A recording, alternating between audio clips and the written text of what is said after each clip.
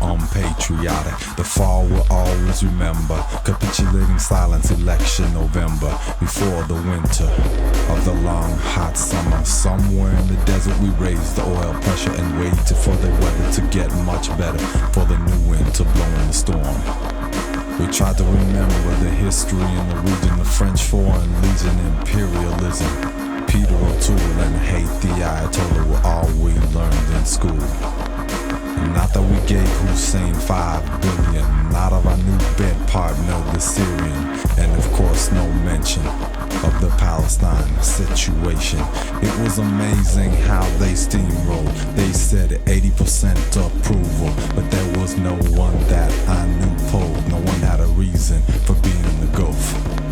We waited for Congress to speak up, illegal build-up, but no one would wake up. Our representatives were Milli Vanillis, for corporate Dallas cowboy Beverly Hillbillies. With perfect timing, the politicians rhyming the sentiments so nicely. Oil, gold, and sand, my sentiments precisely. We regretfully support the lunacy. I'm afraid there's no time for more scrutiny. National unity, preserve our community. Teflon election opportunities were in profound abundance. On January 2nd, the Bush administration announced a recession had stricken the nation. The highest quarterly earnings in 10 years were posted by Chevron.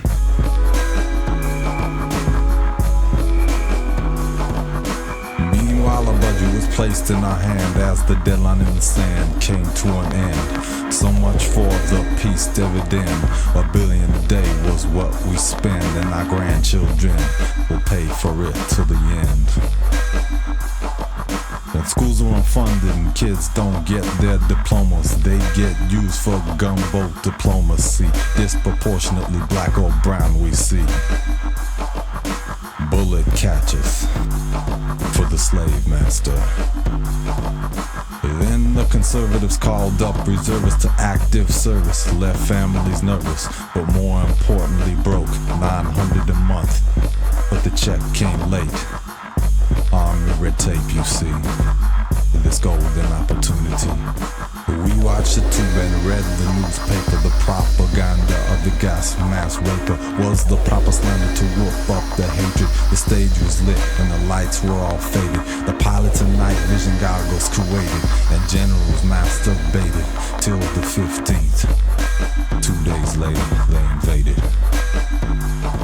Not a single TV station expressed dissension or hardly made mention to the censorship of information from a kind of a gentler nation, blinder and mentally, retardation, disorientation.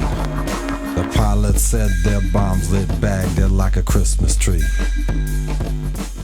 It was the Christian thing to do, you see.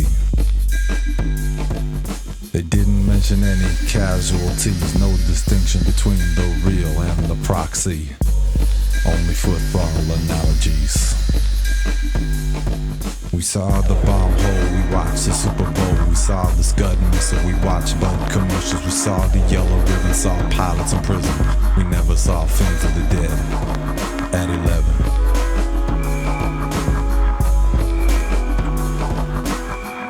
Davis addressed the spectators and shouting above a rumbling generator. If they insist on bringing this down, then let's shut the whole country down. Marching through the downtown, 100,000 became participants, and we heard the drums of millions off in the distance. Rushing through the cities, some of them did things that weren't so pretty. Most were there for primal scream therapy. Newsmen concentrated on the negative, like the jingle with more peaceful protesters ended up on the cutting room floor. Nintendo casualties of the ratings war. More bombs dropped in World War II or in both Asian invasions. New World Order persuasion. Business as usual for our nation.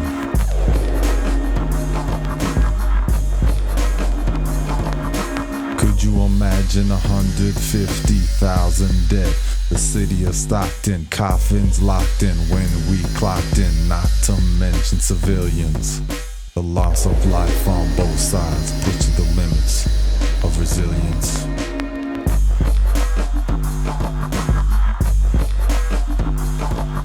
The scent of blood in our nostril, fuel of the fossil, land of apostle. The blackness that covered the sky was not the only thing that brought a tear to the eye or the taste of anger to the tongues of those too young to remember Vietnam.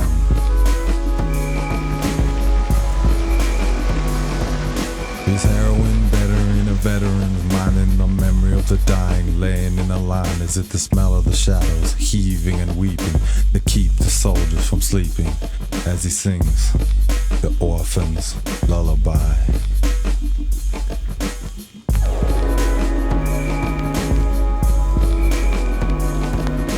When the soldiers put down the bayonets, the strings are chained to the marionettes. Amir of Kuwait gets back in the jet. We replace the dead with new cadets. Where we hate those who did the shelling, or where we hate those who weren't willing to do the killing. When the leaders of the bald eagles come home to roost. Will we sing a song of praise and indebtedness for our deliverance from evil? Or will we sing a song of sadness for the dreaded death this mess delivered us people?